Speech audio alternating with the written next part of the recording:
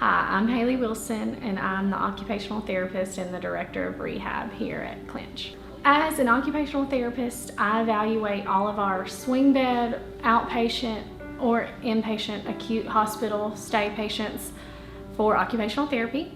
And occupational therapy, we look a lot at your ability to take care of yourself, aka your occupations. So we look at fine motor, gross motor control, getting dressed, bathing, toileting, even down to if you're able to go out to the garden or get out of your house.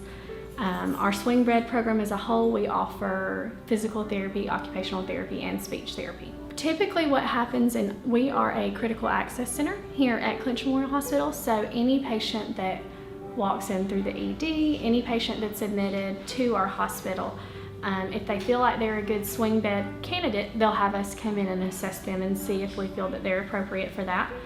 It can be any kind of diagnosis, from strokes to a fall to a broken hip to an injured back. And typically what happens is we'll evaluate them as an inpatient here in the facility, and we'll see if they're appropriate for that higher level therapy.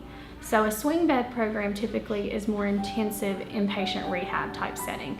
They'll get usually at least an hour of PT, if not an hour and a half to 2 hours, at least an hour of OT. They'll get, if they qualify for speech therapy services, speech will work on their swallow, speak, and cognition. So it's a pretty integrative program, and it's also a very hardcore program. So you get a lot of skilled therapy each day, and it can be taxing, but it's a great program. And really our goal is to get our patients back home. We don't want to have to send them to long-term care. We don't want to have to send them to another facility to receive additional services. So it's kind of a one-stop shop where they come in, get diagnosed, get admitted to the hospital, and then we get to see them home.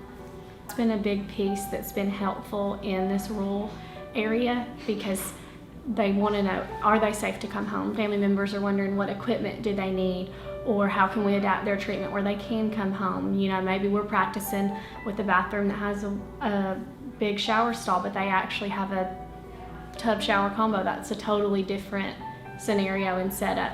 So we get to actually go with the patient and their caregivers or family member to their house, assess their home situation, and we can get with the social work team here and order anything they need or modify their treatment based on what they need. So it's very client-centered, and it gives them access to a lot of resources.